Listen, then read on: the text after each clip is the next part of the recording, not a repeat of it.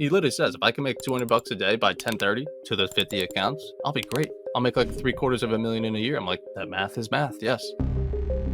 Everybody sometimes they only put out the good on social media, and it's like, dude, like it's not gonna be like that all the time. Like you could literally make $100,000 in the year from prop firms, and you could do it in 3 months. You know, and you could lose every single other month of the year, and it's not going to be perfect. Most people lose. Most people add into losers. I don't do that. Most people hold trades for multiple R multiples. I don't do that. Most people lock their stop at break even once they're in profit a little bit. I don't do that either. So I try to do what I know most people are not doing.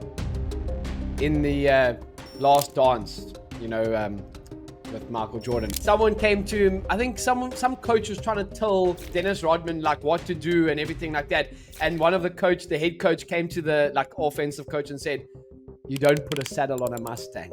And I think that's why. But it's like true though, dude.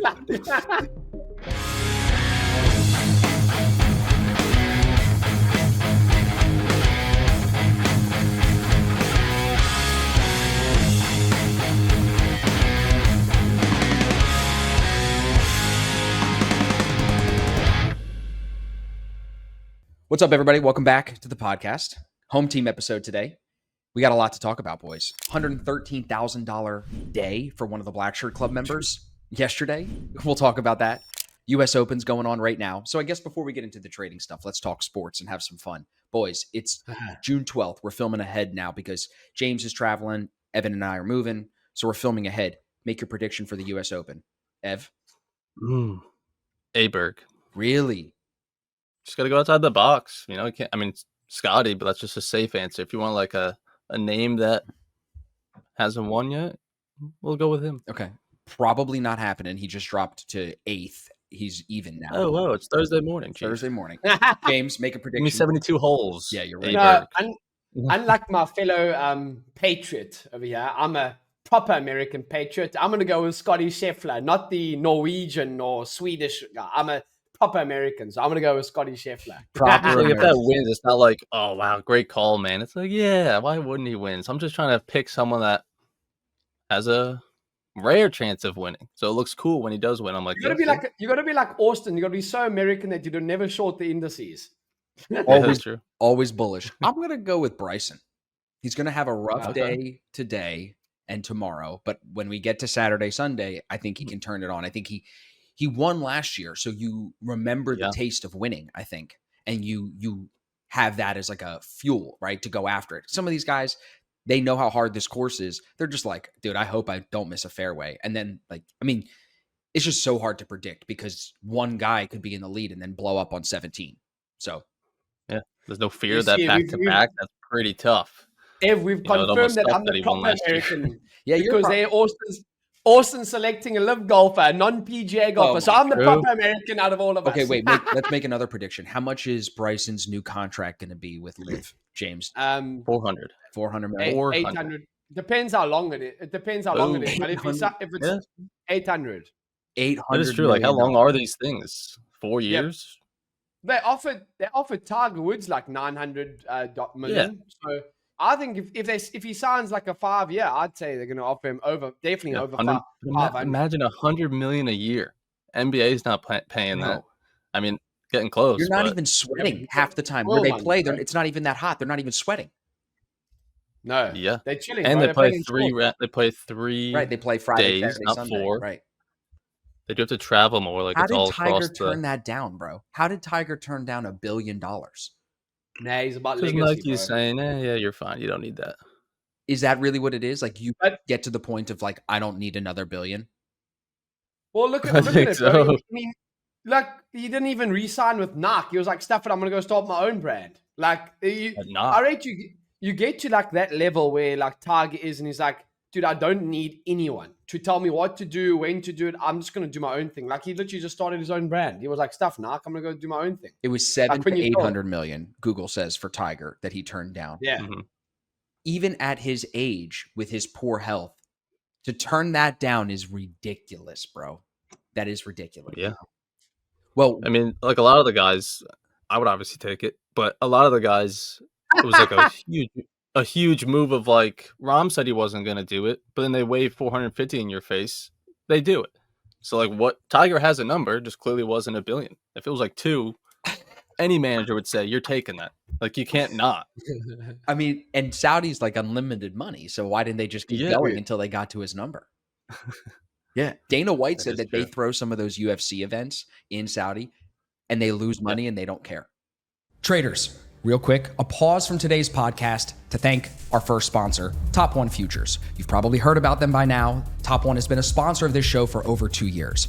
We've got a link in the description that's going to save you over 35% on any challenge with Top One Futures. Just use the code ASFX, and that'll save you the biggest discount that they're offering at the time of you watching this. Big shout out to Clay for being here and also for helping us make this podcast happen. A big thank you to our second sponsor, TradeZella. If you're not tracking your trades, you're falling behind. I can save you on the monthly plan and the yearly plan, whichever works better for you, but we would highly recommend that you start tracking your trades today using TradeZella. I'm a big fan of Umar. They have been nothing but supportive and helpful to me and my community, so we want to save you guys money and we want to get you tracking today. Use the link in the description and you will be able to save either 10% or 20% on your monthly or yearly plan. Now let's get back to the podcast. Yeah, it's entertainment. It's crazy. They just want to get themselves on the map. Like, look at the soccer as well. Like, they got Ronaldo. A lot of the guys are going to play there as well. You know? Yeah. We got the World Cup coming to the U.S. and Canada and Mexico and the Club World Cup. So there's a lot of soccer coming to America. But you know what I was thinking about the other day? Soccer, like, it's getting more popular in America for sure. Like, look at the tickets they're selling. They're filling football stadiums. But who's playing? There's no Americans that are really good. USA got wiped yesterday by Switzerland, bro. Like 4-0. Switzerland. Yeah. So like soccer's still not an American thing, dude. You know what I'm saying? It really isn't. We're not. Oh, sure. Not but you are getting. Yeah. Okay. So let's last sports thing. Let's throw my question in the mix. See what the commenters and the listeners say. Oh my God. We had I already know. Huge argument on ASFX TV this week, everybody. I always say something controversial. This one I didn't think would be so big. I said that I heard this, I think it was Andy Roddick on his podcast. He said that tennis athletes are the best athletes in the world because of speed, strength, endurance, hand-eye coordination, skill, all of that. No clock, right? You have to keep playing. No timeouts. It's all mental. You versus one person. There's no team. In the out, you're not playing like NBA indoors. I think it's a fair argument, but everybody freaked out. Everybody was like, no way. How do you argue that? I don't even know how you are. He's right. He's 100% right. Tennis athletes are the best athletes by far. You're making it sound like imagine LeBron James playing tennis. He'd be amazing. If he could get it figured out, he'd be amazing, right? So it's like you could take a good athlete from other sports and make them good tennis players, maybe, except for the skill part of it, right? He might not be able to do the racket and everything. Take a tennis player, put in the NBA, and he's trash. True. But NBA arguably requires less skill. Yeah. Why? Yeah. Because any tennis player can shoot a basketball. Is a tennis player that's my height going to be able to play in the NBA? No. But if you put a tennis player of my height playing basketball against someone else of his height, he would be able to be fine, I would guess. But if you compare, like, if you put some of these NBA players on a tennis court, there's no way they would compete. There's too much. I mean, that doesn't make them more athletic. That makes them good at tennis because they've trained and practiced tennis. I think skill is a component of athleticism, unless you just go off of like brute strength and speed. That's sprinting. Can I? Yeah, go ahead. Can I throw something? I personally think like rugby players have to also be quite like it's nonstop. You have to. It's a ball sport, so it's also skill. Do you have timeouts? No, there's no timeouts. It's 40 minutes, play for 40 minutes, rest 40 minutes. Like play for 40 it's like soccer. Yeah. Do you have a team? Yeah. We could talk an hour and a half about this. That's the aspect. It is a team aspect. Sport. So like, you can have great athletes on a team, but if you took the athlete and put him off on his own, he probably wouldn't be what some of these, like what Yannick Sinner is. Okay. If you're saying individual sports, then yes, then I would have to say because it's like not even a question.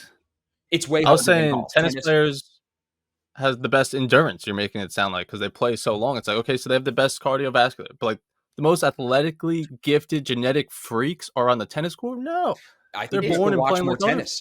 You have to, you know what I mean? That like they got great endurance. If you're just going, they're not like freaks of athletes. But if you're just going off endurance, you're talking track and field. These guys are holding a racket, switching grips, forehand, backhand, different shots, different spin on the ball. There's a lot of grips. They're switching grips into the greatest athletes of all time. When the ball is coming at you at 150 miles an hour from Ben Shelton. How about baseball moving 100 miles an hour? How wild is this stat? For those that we actually obviously filming this the Sunday after the Roland Garros final, but where obviously Carlos Alcaraz won. There's a stat I'll have to obviously double check it, but this is what the commentator said. They said that Sinner has never won a match that's gone past like 4 hours and 15 minutes. Correct. How crazy is that? That's correct. Yeah. Carlos also had not the average length of a match, is it? Like, what's the average? Well, most matches are best of 3. Matches in the slams are best of 5, so they go way longer. It was the longest Roland Garros ever, and Carlos so it's been like 3 hours, maybe. Right. But in those 3 hours, like the amount of athletic stuff you have to do is more than in any other sport. I mean, it's like a 20-second rally. You pause, you dribble the ball, you're taking your breath, you get a towel, you dab your face. Like, it's not nonstop action. No, it is. That is definitely nonstop action. Soccer players are walking. Football players are walking. That is definitely, you have a 20-second shot clock between when the point is called and when you have to serve. So you at maximum get 20 seconds between points. And some of those rallies are 40 hits. You back and forth, like you are running side to side. Bro, I threw up playing tennis last weekend, bro. Like, you're gassed if you're playing at the right pace. So it's and I'd be gassed in the NBA, going up court, down court, up court, down court. Like, you'd be gassed in any sport. As soon as they get tired, they get subbed out. They don't. Again, the team can still win. That's why you can't compare this. Like, being an athlete in the NBA, you're lazy. Not athletic ability. Yeah, or athletic skill. It's just endurance. They've trained well for it. You can't. So we have to agree then, at least the big NBA guys that can't shoot and just stand tall and can grab the ball, that is not an athletic person. I don't think the best athletes in the NBA. No, not at all. Like, you're there just because of physical gifts that God chose. You didn't pick them. You were just tall. Like, what do you want to do? I propose this. I propose that we do an ASFX team sports week where we go to play tennis, golf, wrestling, and then we decide. We have a point system. Dude, who's first, who's everybody last? take note how James just low-key slid that wrestling in there when nobody was talking about wrestling at all. Get all the boys together. We'll play the sports, but we're going to throw a wrestling match in there too.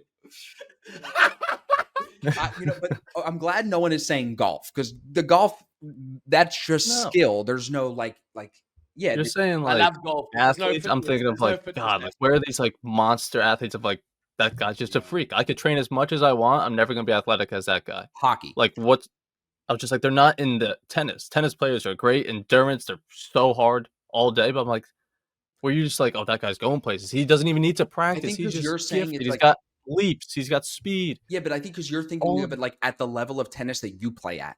At a professional level of tennis, the ball is coming at you so fast, so hard with spin that it requires so much skill. You're undermining the skill required to play at that level. Like in hockey, like what's his face on the Oilers, McDavid. He's where some of his passes, how they just miss the opponent's stick.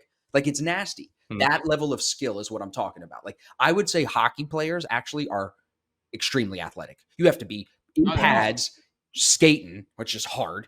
Stick, hard, small puck, big goalie, small. Like, I think hockey requires a lot of skill and balls, because you're going to get punched, you're going to get hit. You're like that sport is intense. Remember the other day the skate? Oh yeah, dude. Remember that where he died? Yeah. It's a tough sport. Yeah. Way to bring it down, James. Way to bring it down, James. Fuck. All right. Well, let's transition into our Black Shirt Club stuff. Let's catch everybody up. So, why is Nick crushing it, Evan? Because is it the copy trading? Is it the scalping? Like, what do you think? Everybody, if you didn't know, Nick had his biggest day ever, $80,000 a couple of months ago. I think that was in April. This is on personal accounts and prop accounts. And then just yesterday, 113,000. Now he's copy trading to 54 accounts, everybody. Yeah, but I think that's like part of this whole prop endeavor that everybody's going down. If you go the scaling route, Nick is foot on the ground, like breaking the gas pedal, maxing it out. You know what I'm saying? Yeah. Oh, you think you copy trade? Let me introduce you to Nick. Right. So you don't copy trade. I want to like try to piece it apart for people of like, they hear 113,000 in a day. They're like, well, what's he doing? So what do you think, Ev? It's really just obviously a lot of accounts, because like he had his best day ever yesterday. Let's say $2,000. That's a great day for anyone.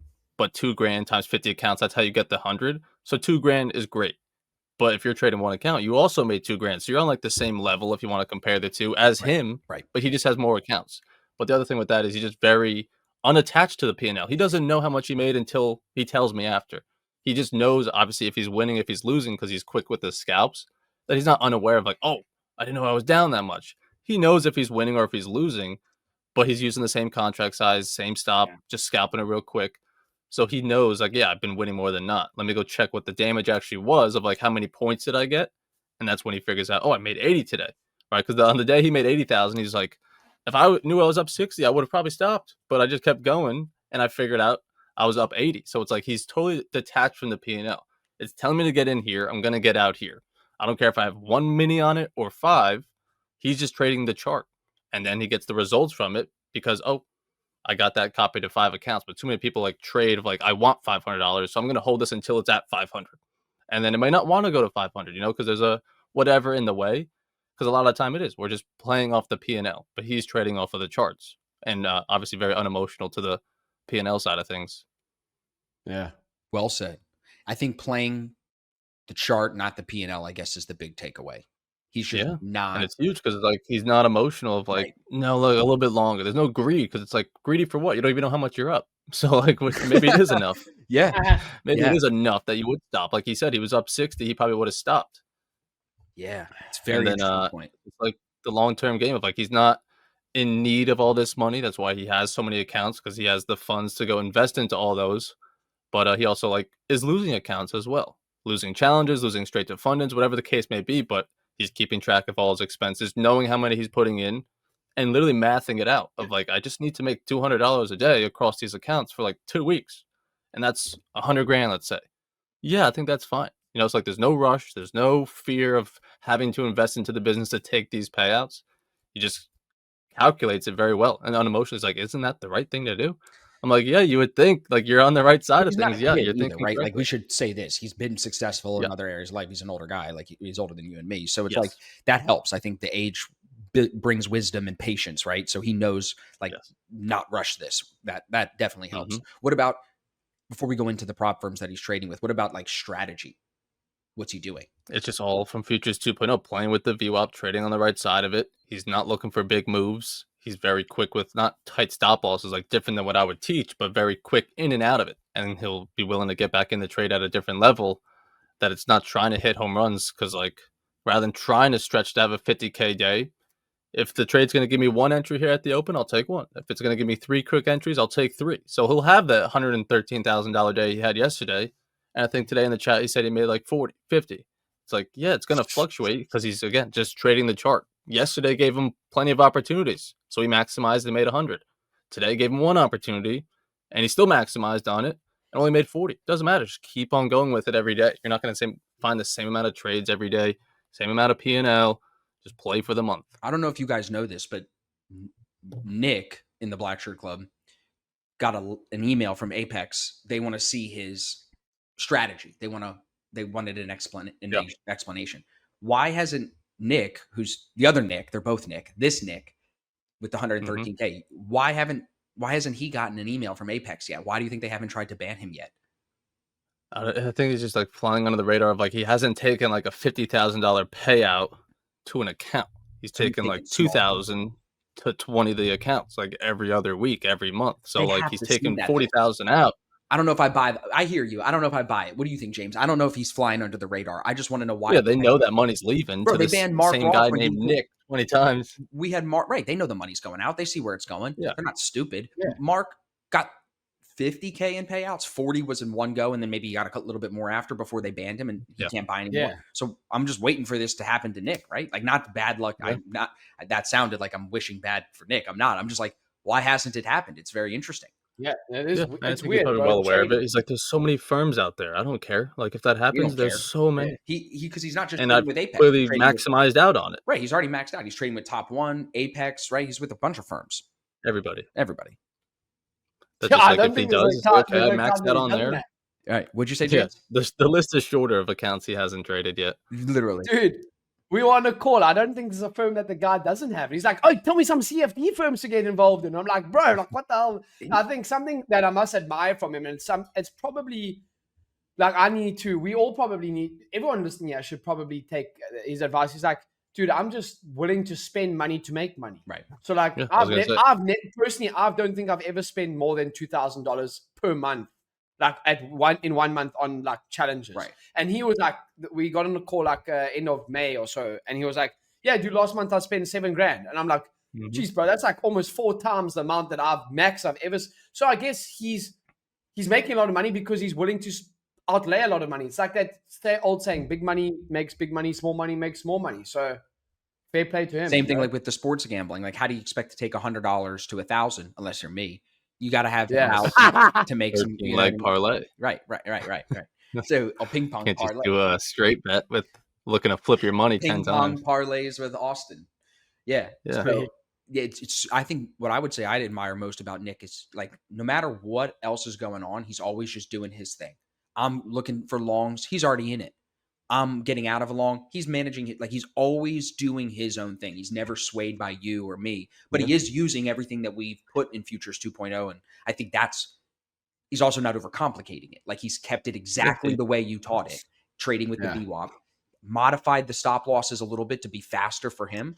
And then he's just kind of plugged in and it works. It's awesome. Yeah, truly believes in it too. Of like, I don't need to do any more today. Like, I don't need to. Like, if I keep doing what I did today for 30 days, like, he sees the bigger picture of like, if I just do what I did today for any amount of time, I know, but like the math of that, I'll be great. Right. But like, too many people just focus on today, trying to make so much today, make all of the move today.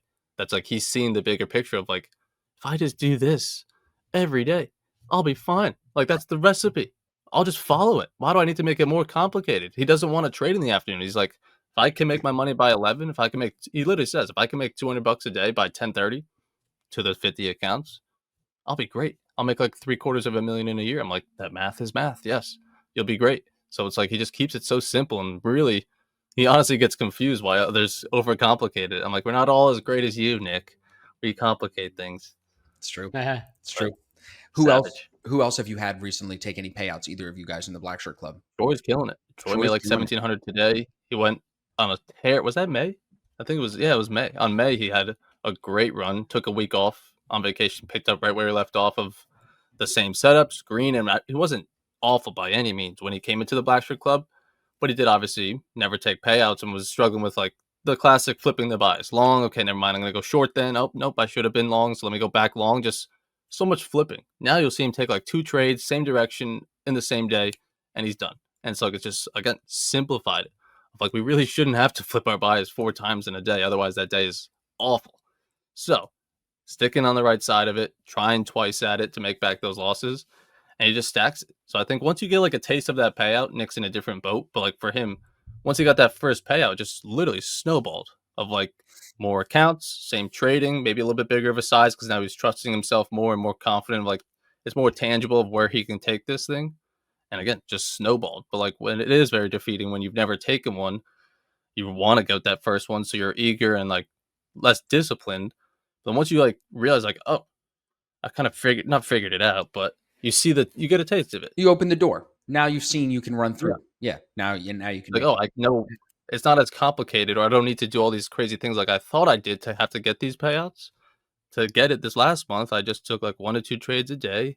Same setup looking like this. Oh, okay, cool. I'll just do that then, because now he's got like a proof of concept. I know, I guess if you don't have a proof of concept, you question everything and you're nervous. Let's back up for a second, because there's more payouts we could talk about. Like, John took his first payout ever, right? And he's a little over trading still a little bit, but still getting that first payout, $1,400. How do you keep Nick, who had the $113,000 day, on edge? Are we ready to tell him maybe slow down, take a break? Do you tell him to keep pressing and stay hot? What's your advice from a coaching perspective to him, Evan? With him, I just let that horse run free because he's doing great. Of like, you don't need to overcomplicate it. Of like, he knows what's working for him. That like, he has breaks, almost like when life makes him take a break. Of like, he's going on vacation, he's got to go to his early last week, he had to go to like his daughter's recital, so he had to get off the desk at like 10 o'clock. It's like, okay, cool. Take the break. He has no FOMO of like, oh no, I want to have another trading day. Like he wants to have time off the desk. He wants to spend time with his family. So it sounds like he's not Again, why he wasting a lot wants of to make mental money by capital. 10:30. Right. What's that? He's not wasting a lot of mental capital on trading. He hits it and he's out, and he doesn't attach to it too much. Yeah, not at all. He wants to be in and out, But, make money, do it over the long term. There's that in the Last Dance, you know, with Michael Jordan. Who's Phil, that? Yeah, no, there's not the American tennis player. Yeah. But anyway, someone came to him. I think some coach was trying to tell what's his name, the rebounder on the Bulls, Dennis Rodman. Dennis Rodman, trying to tell Dennis Rodman like what to do and everything like that. And one of the head coach came to the like offensive coach and said, "You don't put a saddle on a Mustang." And I think that's why. But it's like true though, dude.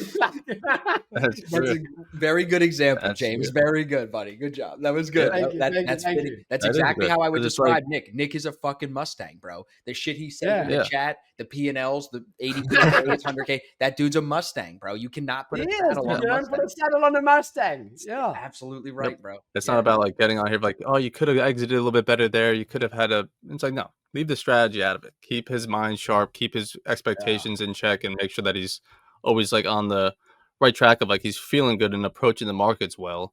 I don't need to teach him the strategy like week over week of like you see like that VWAP actually didn't break, Nick. Actually, you want to do this instead? Like no, he's at a totally different level than that, which is why the Blackstroke Club's also great because you'll get people that I do need to explain the strategy to more in full, but then also the more experienced guys, and then they could all learn from each other as well, like in the group chat.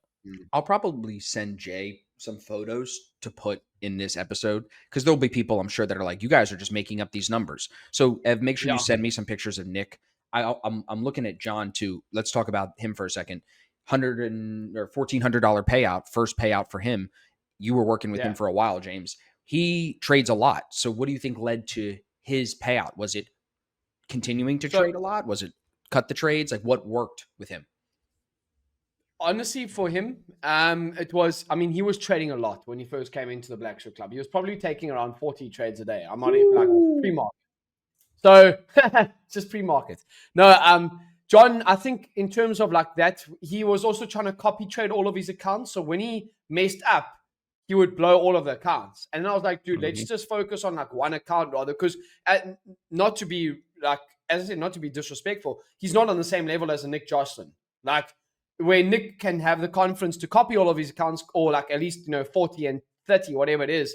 But like if he messes up, you lose all of your accounts on copy trading. That is the downside of it. Whereas like maybe you split them up like in two pools and then you do de-risk it. So that's what I told John. I was like, dude, just focus on one account for now because he managed to get some accounts over the line. And then he had like 5 accounts. And I was like, now you're giving yourself 5 chances of actually getting paid. And hey, whether he broke even on those, he might have just broken even on the cost. It still gives you confidence and be like, okay, well, I can actually do this and get a payout. It gives you that like steamroll to some momentum. And then obviously he ended up went back to the overtrading. He tried to trade while on holiday. So I had a word with him. We actually got a call tomorrow. And I'm just probably going to have to tell him, dude, you just need to see like a bigger picture, Is it the only difference between Nick and his 6-figure days and John? Is it the only difference time in the markets? Like you two kind of know each of them. Yes, I would say Nick, well, from my opinion, I would say the simple aspect is like Nick Jocelyn looks for 1 or 2 good trades a day on big capital and he locks it up. I think John, what he's trying to do is he's trying to make too much money from a smaller account or one account. Instead of taking his 1 or 2 good trades a day, he then tries to trade 20 times a day. And the more you trade, the more likely you are going to lose. Like I was actually also speaking to one of my friend's dads. He works in a very big sports gambling company in South Africa where they do billions of even dollars like a year in terms of revenue. And he said the guys that make money, they don't bet every single day. They bet like 3 to 5 times a month and then they hit it hard and then they pack up shop for a bit and then they'll come back like a couple of days or weeks later. That's what, I mean, he said that to me from his own mouth and he was like, and that's just on sports betting. And it's the same thing with trading, in my opinion. I agree. That's what I would say is the difference. I feel like when I sports bet too much, I inevitably lose. When I trade too much, I inevitably lose. You keep putting money out in the market, you start learning, that isn't guaranteed gain. That is risk. That's cost. That's loss potential. So you get a little bit more careful with wanting to deploy the money. And then you add in experience. That's where then the scaling comes from Nick. The scalability comes in, and he's comfortable to not tilt. Where I think some people just have to practice copy trading more because the numbers get in their head. Like the tennis player who's down a break point, right? Like you start getting in your head and you lose. You freak out and boom, it's all gone. You just say, fuck it, and you torch the whole thing. But then there's the guys that can keep their composure, like Carlos, come back from 3 fucking match points in the fucking final and win. You know, that's mine. Yes. That's the separator, right? Who can stay composed. So what builds composure like that is, James, you kind of said, yeah, it's experience. Ev, do you have anything you'd add to like what helps increase composure when trading day to day? Yeah, I mean, I think it's just like almost like not the game plan you set to yourself, but like he allows himself to trade that much. Like going into the markets before the first trade, knowing like, hey, I'm going to try probably 7-10 times today. That's just what I do. That's my normal day, you know? So like if the first one loses, whatever, I'm free to go again. But like I'm approaching it with like, I don't really want to trade a lot today. So like I'm knowing like I'm going to probably have 2. I could definitely have 3, but like it's going to take like 2 trades today.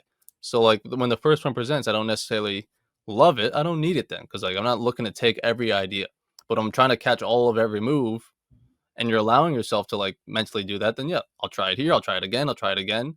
But like I'm not allowing myself to say, yeah, you're allowed to try that many times. Where if Nick lost 2 or 3 in a row, he would close up shop. Or even if he took like 3 trades, he would close up shop because just the strategy that you're trading. That like it shouldn't take that many attempts. So I think it's just like the expectation and not the goals, but just the rules you're allowing yourself to do. Of like, I'm not trading more than 3 times. So if I only have 3 bullets to use today, I'm not going to waste it on this and that, because then I'm like, it's the same thing with what you were saying with the sports betting. If I'm trying to take 100 trades this month, I want to win 70 of them.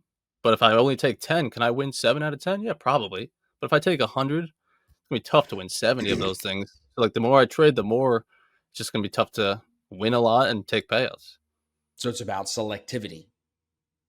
Yeah, like the people that trade every little micro move, it's because they know, well, if that one loses, I could just do it again in 2 seconds because it's very fast. There's no development of like, well, now I got to sit on my hands for another 40 minutes and see if it breaks VWAP again. It's like, okay, no, now I'll do this. Now I'll do that. That's just very quick, that there's no full thought of what's the thesis, what's the idea, why am I doing what I'm doing right now on this candle. It's just like feel and want and hope and chase. So just like it's a different mindset of like, well, no, I can't take this. There's no real setup in it. I'm just trying to get something out of it. Yep. Gambling. I had Randy and Thomas on the podcast last week, and we were talking about their new podcast, Behind the Charts, and we were talking about Randy taking payouts from top 1 and Thomas not. So Thomas is actually back on Top Step, which was where he got payouts originally. And it brought up a really good conversation about like stepping back or stepping to the side and trying something new, like knowing when you should go back to what was working or when you should go to something new.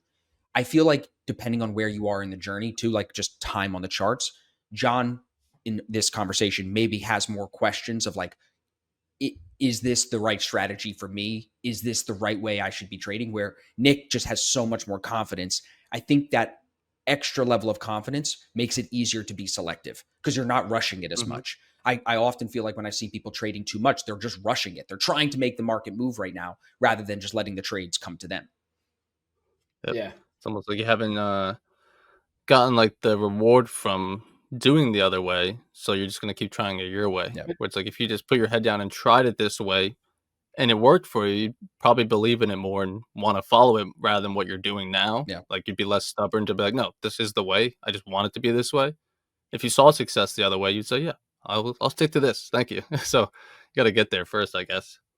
How many? But also, just to go on, Nick Jocelyn's also been trading for quite some time, if I'm not mistaken. Yeah. Like he's quite an experienced trader. So I also want to put this out there. It's not like he started trading 6 months ago and all of a sudden, yes, he's got like this ability and cash flow to scale, and then all of a sudden started doing it. No, the guy's been trading for probably the way I think if I remember, like 10 years, if I'm not mistaken. Yeah, maybe more. Yeah. Not so the guy knows what he's doing, and it's only like starting to see the payoff now. Bruce, what's crazy to think about is like, remember when you were trading with FTMO and I was like, prop firms are stupid? Yeah. for like 2 years. And then I finally got with my Forex funds thing. And now look at where we are now. Think about that. I know. We only trade with problems. Think about this. The coaching program started with you and me. You made $100,000 and we were like, hey, we got something here. Now we have last year with Evan on board, guys make over $250,000 in payouts. Yeah. Now this year we got a guy doing $80K in a day and now $113K in a day. So the growth has been crazy. And I think it is not just us as coaches and traders growing with experience, but it's creating a community of people that actually want to see each other do really well. Yeah. Look at the comment we got on ASFX TV today. The girl was like, I've been a part of 1 million other trading groups, and this is the least toxic group I've ever been a part of. And I was like, that's a nice compliment, isn't it? So I think it's not just the coaching aspect of like us getting better, asking better questions, reading VWAP better, right? Being pushy when we need to and stuff, but it's also just being around other successful traders. So let's be fully open and transparent. How many accounts have you guys blown in the last couple of months? Oh, geez. 5+. Yeah. Yeah. For sure. I was going to say 6. For sure. My number's 6. Yeah. So I'm on my 8th top 1 account. I've got 8,500 in total payouts, and that's just since April. It's now June. So what I feel like the group and the community really helps us do is be accountable for that. Like a lot of people don't know how many accounts they've gone through. They're not tracking their expenses. They're not tracking how much are they spending versus how much they're making. So now that you guys have, I mean, Ev, you took a lot of payouts at the beginning of the year, like January, February, March. I feel like April, May was where it kind of took a bit of a road bump. What did you take out of that period? For sure. And now I feel like you're back. It was in April. I'm not blaming it on that, but in April I had the Tradeify payout and I lost it because like I just lost the entire account that was eligible for a payout. So like that was the last one that I didn't get, but it was like maybe that was the turning point. Do you think that like since then did that stick with you a little bit? No, I put it behind me like very quickly. I was like, oh, whatever, it's $3,000. But like it was like, oh wow. In the moment, yeah, it was annoying, but then I got over it very quickly because it's like, all right, because it took me like a week and a half to get there. I think that was the biggest thing of it. It was like you needed the 10 days of consistency. What was it? I don't even know. Yeah. You needed 8 days. And I got the profit target in like 5. So I needed like 3 days of like a mini or a micro for 10 cents. So like I got there in like 7 trading days. I was like, all right, well, you could be back there in 7 trading days. It's not like you just lost 2 months of progress. I think that's also the other thing of it of like, I'm not trying to spend a lot of time in these. So if I had worked my way up for it for a month and a half and I lost it, that'll probably hang on you. But I was like, that was a week and a half. So just put your head down, go another week and a half and you'll be fine.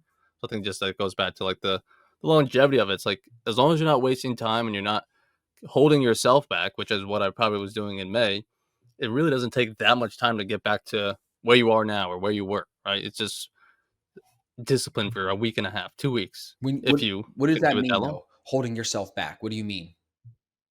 They're just like straying from the plan, like doing things that weren't part of like the recipe that was feeding the success of like just not thinking I could do anything or like overconfidence. It was just something emotional. It was like, yeah, push it there. Or stop loss, you go here. Like try to get a little bit less of the, it's the classic amateur of like, you need less move now because your stop loss is tighter. Like it only needs to go 5 points and I'll make my 1R. It's like, yeah, but the stop loss shouldn't be there, jackass. So it's like just things like that. Is that overconfidence? And then learning about. Just it didn't feel like I was well aware. But in January, you took the payout. James, I don't know if you knew this. He took the payouts at the seminar in Dallas. No, remember? Yeah. So you went from like clearing out the top step XFAs, rocking that, go into the Tradeify accounts, doing really well with them, close to payout there. Did you take any Tradeify payouts? Yeah. That was just going to be another one, and then I lost it. And then that's what then maybe was weighing on you a little bit. That's interesting. I don't know. But maybe it either weighed on you or it was overconfidence, and then you just start changing the rules, like you said, you start tightening stops and trading whatever, and then that to me sounds like overconfidence. What were you gonna say, James? Stop journaling. No, I was gonna say I can see where Ev's coming from, because I think back in when my Forex funds went down, I had like an 8K payout that was due there, and it stings. Like it's like, oh man, I've just lost that payout, and also obviously potential for future payouts. Because also sometimes like you do what, like you know how the CFDs are. You sometimes take like a month to even get the account, and then you start getting payouts from it, and then it's like, okay, well I've just lost that. So And I think that's kind of like maybe Ev like subconsciously was like, oh man, I've just like blown like an easy 3K that I could have withdrawn. Like 3K is 3K. It's money, bro. Like that's in like, South Africa, that's like 9K, Evan, just so you know. Yeah, exactly. Yeah. You can buy a house with that. Or a couple houses. Okay. Good thoughts. Yeah, then once that happens of like once you start breaking the rules and you're not getting the rewards for it as you shouldn't, then it's just easy to like just lose that confidence real quick of like, dang, I can't hit water if I fell out of a boat right now. That's where me and James kept yelling at you and saying, why aren't you doing your shit? Get back on the horse. Yeah. I'm not hitting water if I fell out of a boat, but like the things I'm doing, I shouldn't expect it. Right. You know, like if I was sticking to my plan, like, dude, I don't know what the hell is wrong. Like these are great setups. No, because I was taking payouts. I took 2 payouts over that period. If it was like, yeah, I don't know why you're not, Evan. It'd be like, yeah, I know, right? These trades are great. That would be one thing. May, when I was doing really well and I took that second payout and I was on sales calls with people, I'm like, yeah, Evan, you know, from the streams and stuff, people will go, I love how patient he is. And I go, yeah, it's weird right now that I'm running hotter than him because usually he's running hotter than me and I'm chasing him 30-day win streaks and shit, you know? So that's what it felt like. But then it is interesting. Like from the outside, you can see it. When you switch back in, you start doing the daily report cards again, you start taking the trades with the right size and the right stop and the right stuff. All of a sudden the confidence can come right back. And now it's like, what trade if I pay out? It was also probably when it was like no timeline on it, but like once it started, like that stretch wasn't like, oh, that was just a week. I was like, oh, now it's been 2 weeks. Now it's been 3 weeks. Holy, oh God. Right. Like then it's even like harder to get back into the flow because now you're like rushing to get back to where I know I can be. Right. So then now I'm even more prone to like doing the same stuff I was or doing the wrong things. So I'm like, well, yeah, I gotta get back there. Like I'm falling behind. Like, but now you're rushing again, which is never the answer. Right. You know, so you got to let go of that. You can't carry that kind of week 1 and 2, just like, yeah, you're breaking your rules, whatever. It'll turn back around. But it's like, 3 weeks, 4. Okay, now we can't stay down here forever. Get back up. So you got to watch the podcast with Lawrence that's coming out this weekend, and then you got to watch the video me, him, and Thomas did. We shot like a one-off video. He had this concept about forced recovery and voluntary recovery. Forced recovery is when like you make mistakes, you blow out, you have to take a break, and then voluntary recovery is like you know you're going to blow out, you can catch that, stop it, take the break before it becomes a problem. Maybe that was where for you that Tradeify lost account not getting paid out might have been better to just not trade after that for a week or two and just really reset and then come back saying, well, what got me to that point? It was the journaling. It was the correct, stops, correct entries. Maybe that would have prevented it taking a month to kind of get back on the horse. What about you, Bruce? Yeah. With your, you've been going hard on all the CFD challenges, still haven't come over to the futures. Yeah. I know we talked about that, I think, in the last home team episode, and we were like, yo, everybody in the chat, bully James and tell him to take a futures challenge. Everybody still hasn't taken the challenge, just for the record. Well, once Murray did, I was like, whoa. Well, Murray's like a dual James, you can. Murray's a, right? Yeah, Murray's a spy for the CIA or something. I'm still yet to do that. That's for sure. Yeah, you're right. We know. We know. But you've been just catch everybody up on what you've been doing. FTMO. Yeah, so I had a little bit of a tougher start to the year, and like Ev had a good start to the year, I had a little bit of a tougher one. Obviously, my son was born in February. I can't remember when last we did the home team, but obviously Beckham was born in February, and I messed up. I lost most of my accounts then, in fact, if not all of them. And then basically kind of like had to refocus. And I took some nice payouts. I think I took $7,000 in or $6,500 in April. And then I took about $4,500 last month. And then this month I've already taken some payouts from personal. So I'm building up again to try and get back towards like a decent level. My big goal is just to try and scale like Nick Joslin's been saying. So it's I guess it's what I'm trying to also show is also not every single month's going to be the exact same. Right. I think everyone's like, they're trying to see from month to month, like, oh, you have a great start to the year. Like Ev took $10,000 or whatever, $15,000 from Top Step in the beginning of the year. Oh, next month I'm just going to do $30,000, or like, it's going to be like ebbs and flows. And I think you just got to take the good with the bad, and own up to your mistakes and move forward. There's not something perfect all the time. I posted the video on my channel about how I took the first payout with Top One, and then I lost the account, and then I got another account to pay out, took the payout, and then lost that account too. When I post those videos, people love them. Like I get so many nice comments. I get so many views on those videos because I think people feel like reassured. It's like a pat on the back of like, okay, I'm not the only one that is, not consistently making the same money from prop firms every month over month. I don't think there's anyone that's doing that. And also, actually, I was on a we've had him on the podcast as well, Garth McKenzie, the South African. He's a good oak. And good oak. And he asked me, James, how's your prop trading going? And I was like, dude, I lost all my accounts. Like that was at the time. And I was like, I lost all my accounts. Like I messed around. I had my son and I tried to trade while like he was being born and I stuffed up. And he's like, yeah, I can't, like, thanks for the honesty. And I actually I had about 5 people reach out to me via private DM. I'm like, dude, I also lost my account this past week or whatever. I've been going through a bad patch with my trading. Thanks for being so honest.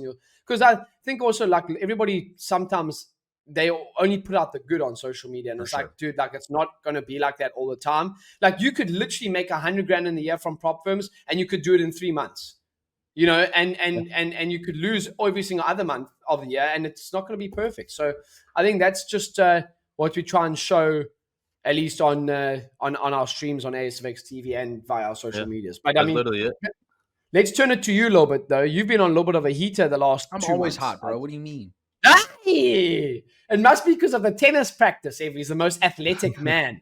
I'm going to get a massage after this. When I get rubbed down, I make sure I tell her I got a strong forehand. You got to get in there, break that up. He's got to change the grips every point. Yeah. What were you gonna say? You got to bounce the ball. Like I'm such a freak. I'm a genetic freak. Shut the fuck up.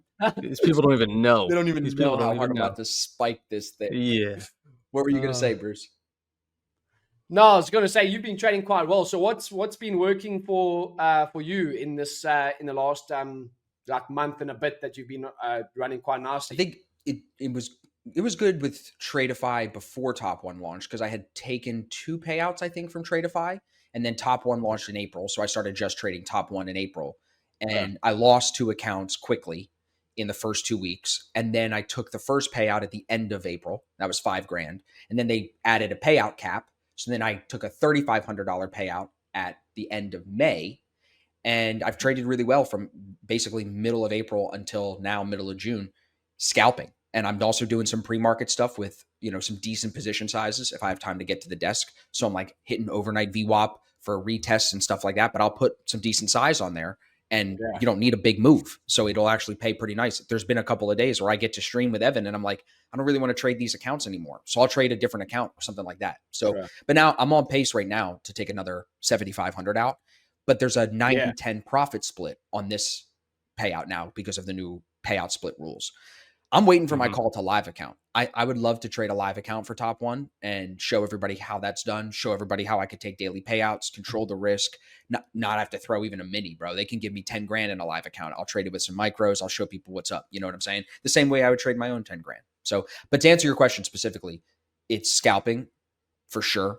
Like, dude, some of the trades, people would lose their mind. That's why I show them all on Twitter. Cause like I have like a 10-point stop and I close it at 5.5 points in profit. Lawrence. Yeah. I know Lawrence is on your case about that. But I look at my win rate. It's ridiculous. Like I win 70%. How do you mentally not want to get 10 points? Cause that equals more money. Like, how do you convince yourself to close it at 5? Like, how do you have that discipline and that non-greediness that others would have? Look at today. I was too small and I didn't close it where I should have. So it's like first position size matters. You got to have the right size. But if you have the right size, I'm just not greedy, I guess, in that position because I know I can get back in. I've really bought in on the idea that if I get out in profit, I'm up.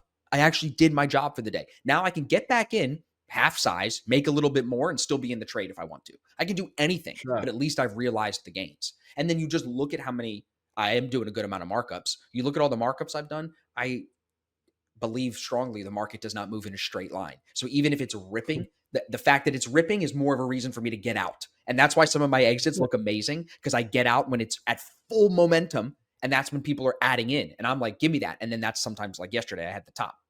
So a lot of time. Just inducing the amateurs to get involved and they're going to lose. So get out of the way. Think about what people are doing. We know 90% of people lose, right? Just use that number. Who cares how accurate that is? Most people lose. Most people add into losers. I don't do that.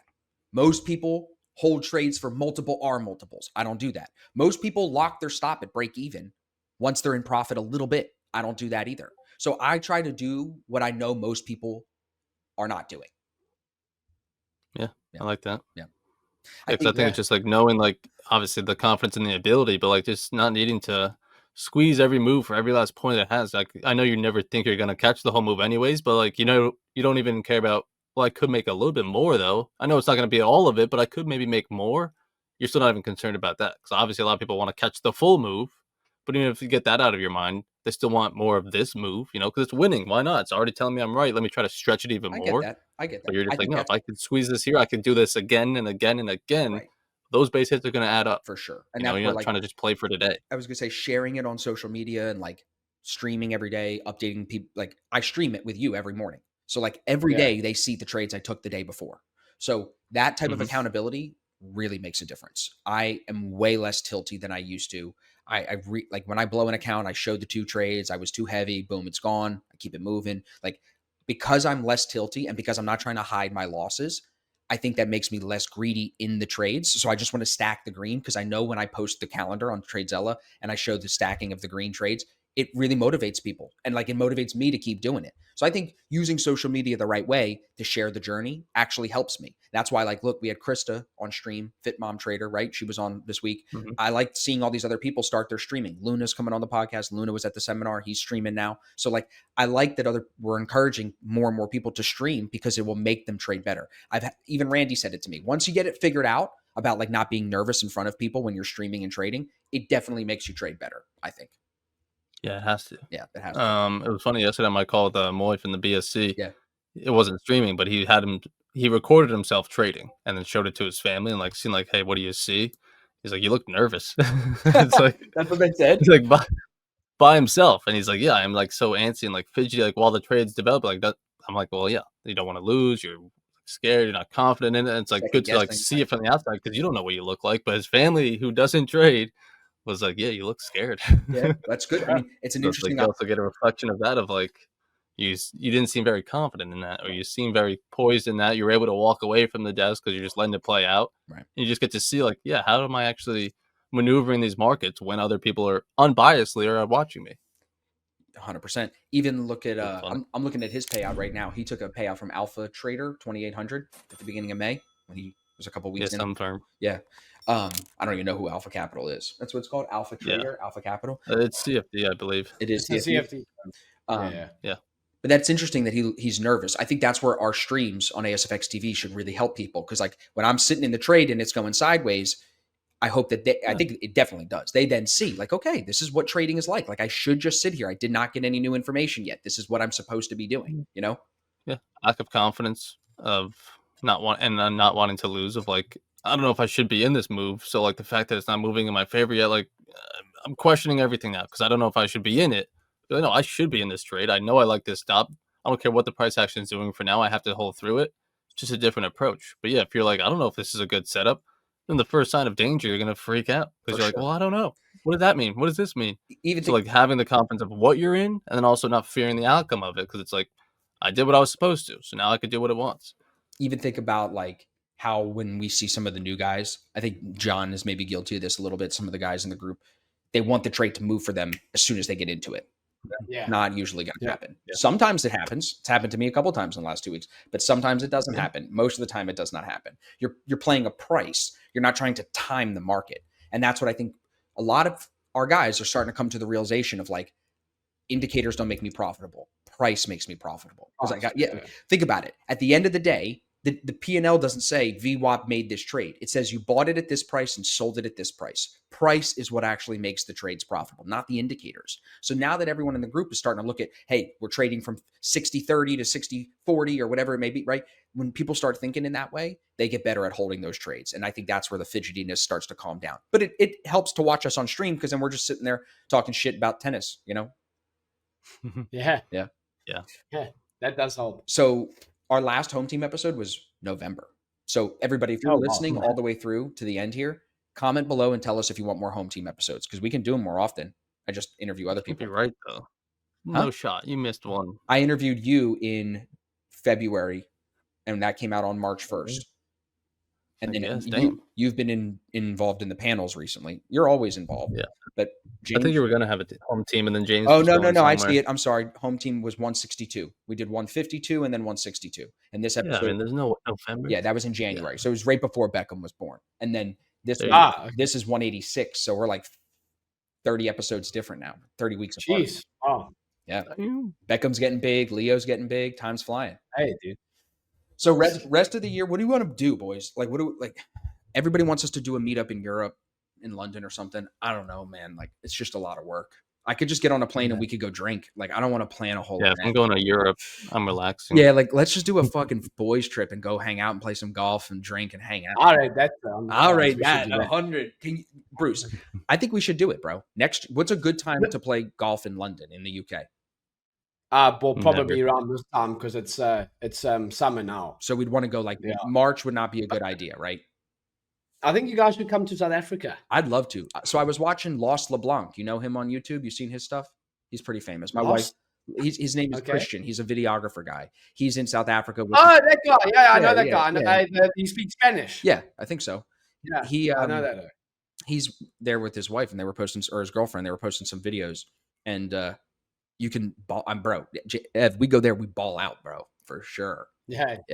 No, we can all have a night, and then you can play golf all times of the year. Where I live in Belito, it's for me all the time. But we actually do need to. I'm on the way, obviously, to go get my citizenship passport in Hungary now. So then that will help for next year because I'll probably have the passports by the end of the year. Yeah, and then that will help me. Like I can literally get an e-visa 3 days before the flight. That's good. Or sick. Yeah, so that will help. I would be down if Evan was down to take a boys trip to South Africa. All right, you come to Belito for like 10 days to 2 weeks max, and we go and we play. We maybe go to Cape Town for a couple of days. If we go trade on that time zone, we're never coming back. Everybody says New York Open at 3:00 is the best thing ever. Dude, I rate you guys love it. Yeah, then we play some. We'll play some golf here in Belito. We just got to get there, Ev. We have to go from New York to London or New York to Dubai, and then from London or Dubai to Johannesburg, and then from Joburg to Durban. It's a journey, bro. It's a real journey. The flights aren't that bad. I think they're like $1,500 a ticket. They're not. Yeah, they're not too bad. Not terrible, but I don't care about that. Give me the hour duration. What are these flights looking like? Oh, you're looking at about 24 hours of traveling to 36 hours. Well, you're going to be in Miami, so let's see if we can go Miami to Durban. Yeah, I rate you guys would actually. To be honest, I know that you go to Australia.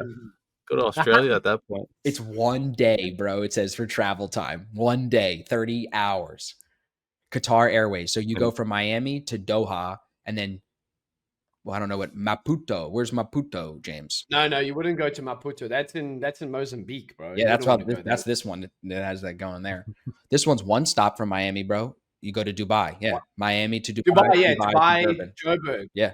This is Dubai right to Durban. Fly there, not. Oh, Dubai straight to Durban. Mm-hmm. That's a sick one, dude. Miami. Save that one. 14 hours, Ev. Miami to Dubai. 14 hours, 20 minutes. Then you get a 12-hour layover. The Fly Emirates one where I get like a bed.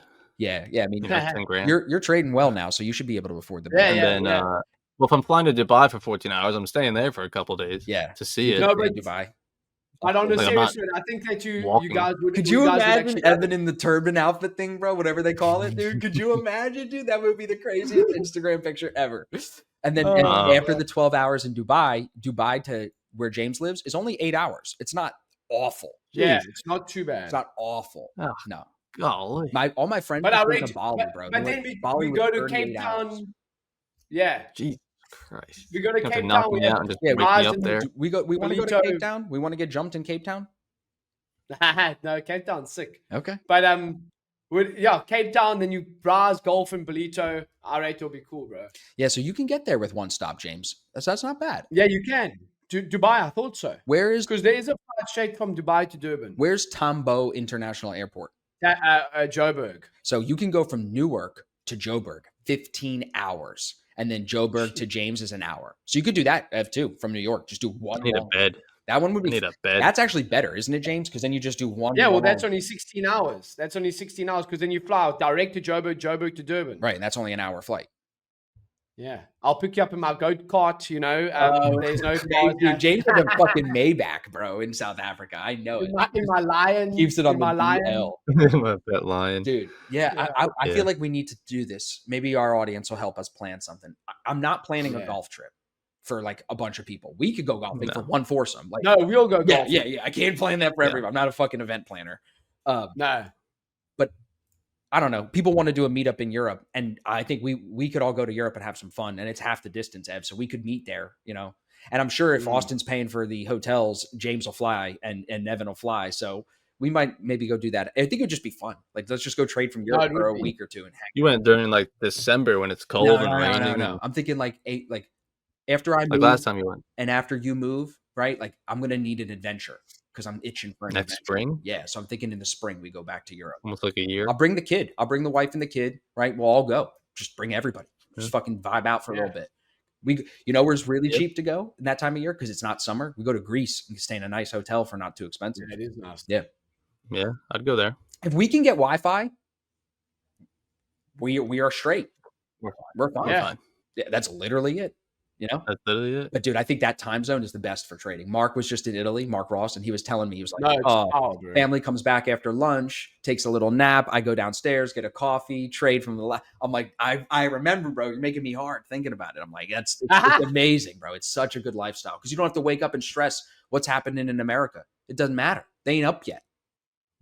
Yeah, you're ahead. Just trading until like 10 p.m. though. 9 p.m. would be the only downside, but hopefully not trading all day. Maybe do 3:30 to 5:30. See you. Right. I'm not working until 12 o'clock at night because that's the only con about not going to Asia, right? James is like, if you go all the way to Asia, you're trading at like 10 p.m., 11 p.m. at night. Yeah, exactly. It's that's 5 hours ahead of the next day, literally. Yeah.